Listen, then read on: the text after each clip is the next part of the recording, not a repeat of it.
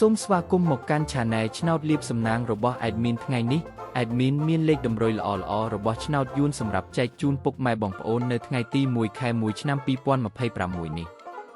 ដូចនេះ Admin មិនចង់ឲ្យចំណាយពេលវេលារបស់ពុកម៉ែបងប្អូនយូរតោះយើងមកតាមដានលេខតម្រុយរបស់យើងទាំងអស់គ្នាសម្រាប់លេខតម្រុយ2លេខមានលេខ44លេខ12សម្រាប់លេខតម្រុយអូស2លេខមានលេខតម្រុយទី1អូស40និងលេខតម្រុយចុងក្រោយអូស10សម្រាប់លេខតម្រុយ3លេខមាន404គុណនិង211គុណសម្រាប់លេខតម្រុយថ្ងៃនេះ Admin សូមជូនពរឲ្យពុកម៉ែបងប្អូនជួបតែសំណាងល្អទាំងអស់គ្នាហេងមានលាភមានជ័យ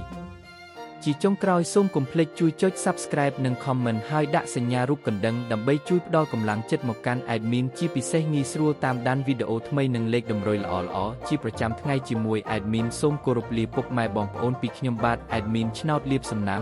ល្អទាំងអស់គ្នាសូមអរគុណ